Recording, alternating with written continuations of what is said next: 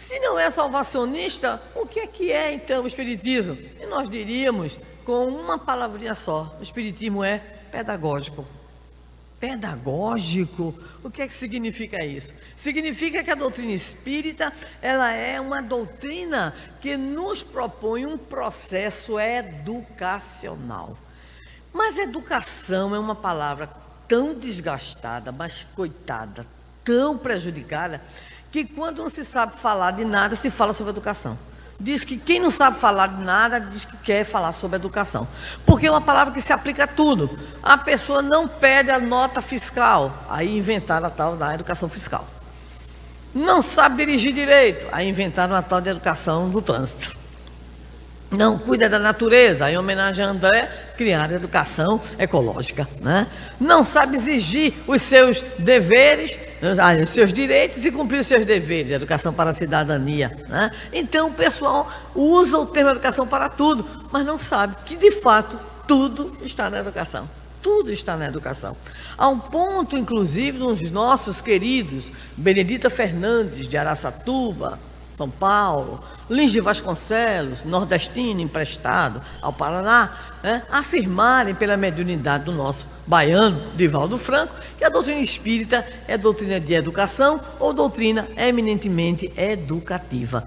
Mas a educação é uma palavra tão forte, tão pesada, e ao longo do tempo acompanha a nossa trajetória humana, que é preciso parar um pouquinho para refletir sobre ela.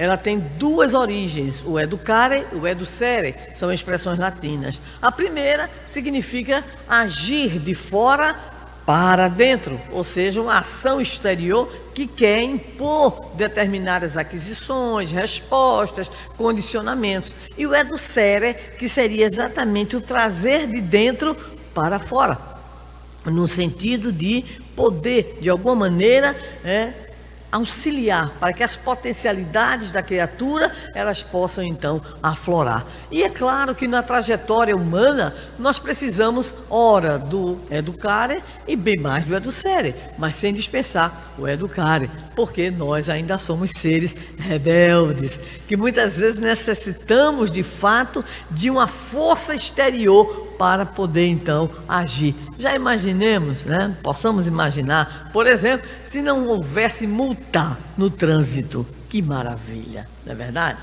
Então a gente faria todas as coisas erradas e que bom que não sofreríamos na nossa parte mais sensível, que é o bolso. Então a gente faria muita coisa errada. Então muitas vezes o educare, ele vem lá de fora para nos impor, para nos dizer que devemos nos comportar ou agir dessa ou daquela maneira. Mas de fato o excelente ou ideal seria o educere, no sentido de que nós nós pudéssemos então deixar fluir essas potencialidades que são a marca da divindade em nosso processo de criação. E nós vamos buscar para isso compreender duas afirmativas que são muito importantes para nós. Primeiro, a afirmativa de Jesus, que consta em Mateus 5,48, quando ele diz no Sermão do Monte para nós: sede perfeitos como perfeito é o vosso Pai Celestial. Ou era missão impossível, ou é alguma coisa que a gente pode fazer, né? Ou era para Tom Cruise, ou então para nós, tá? Então, quando ele diz sede perfeitos, como perfeito é o vosso Pai Celestial, tem gente que ouve, que lê, que pensa e diz, não, impossível, né? Então, missão, impossível. Nós não podemos ser perfeitos, mas nós temos a perfectibilidade.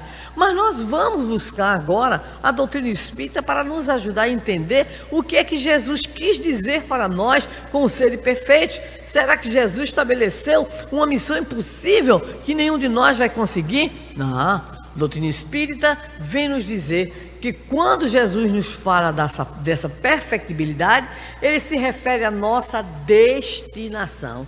Nossa mãe, quer dizer que eu me destino a ser perfeito um dia, dentro daquela conotação que a gente atribui à perfectibilidade, a um progresso que a gente vai atingir, que a gente não tem nem noção? Sim, por isso, né, nós podemos até certo ponto ter esse sentimento positivo interior Quando diz um amigo nosso, compositor lá na Paraíba, que fez uma música muito bonita, que o pessoal gosta muito de cantar, não só lá, pelo Brasil, que é "Um dia todos nós seremos anjos".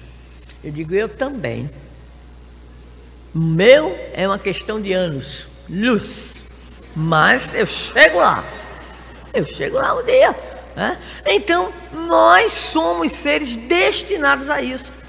Quando nós vamos tratar da proposta educacional do Espiritismo, nós temos então que ter uma rápida visão da compreensão espírita, ou de uma mundividência, esse palavrão enorme, espírita, para a gente entender o que foi que Jesus nos disse e para entender a própria proposta da doutrina espírita. Vamos